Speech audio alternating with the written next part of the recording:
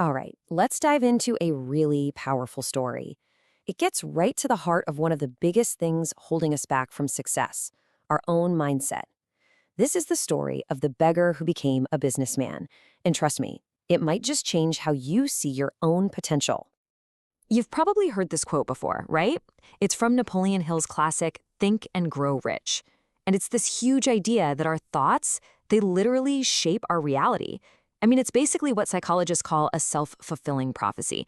If you're constantly thinking about success, you start moving towards it. And if you're thinking about failure, well, you get the picture. But that brings up a pretty big question, doesn't it? If it's really that simple, if all you have to do is think differently, then why isn't everyone successful? What's the catch? What are we missing? Well, this story, it gets right to the heart of that puzzle.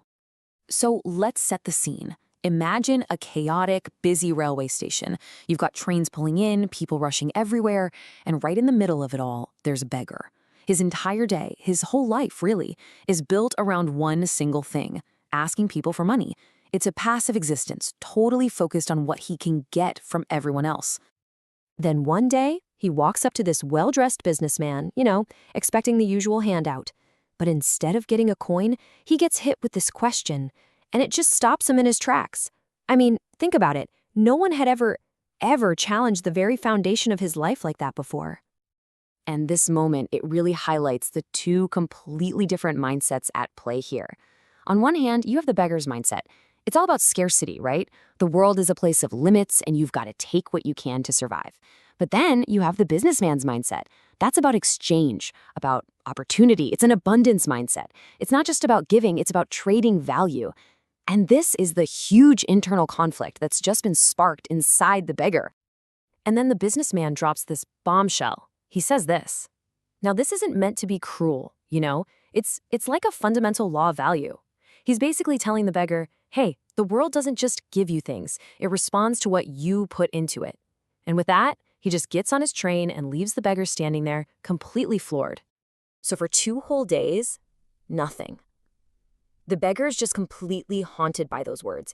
He doesn't ask a single soul for money. He's just wrestling with this brand new, really uncomfortable question. What on earth do I have to give? And then, on the 3rd day, it happens. He has this breakthrough moment. He spots something he's probably walked past 1,000 times, but never really noticed before.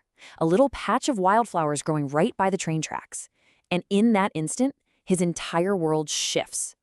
So he comes up with a new plan, and it's so simple, but for him, it's absolutely revolutionary. From now on, for every single coin he gets, he's going to give a flower in return. See what's happening? He's not just a taker anymore. He's part of an exchange. He's literally creating a small moment of joy. And you know what? Something amazing starts to happen. People don't just toss him their spare change anymore. They start giving him more. Why? Because they're responding to the value he's offering. They're not just giving out of pity now. They're part of a real transaction, even if it's a tiny one. His value in their eyes has completely changed. A little while later, who does he see on the platform but the very same businessman? So he excitedly runs over, offers him a flower for his coin, and the businessman just smiles. He sees the change instantly, and he says these words, which basically cements this new identity for the beggar. And this really changes what we think of as a businessman, doesn't it? It's not about the fancy suit or the corner office. It's a mindset. It's simply about understanding that true success, true wealth, it all comes from creating and exchanging value, not just from taking. And that was it. That was the point of no return.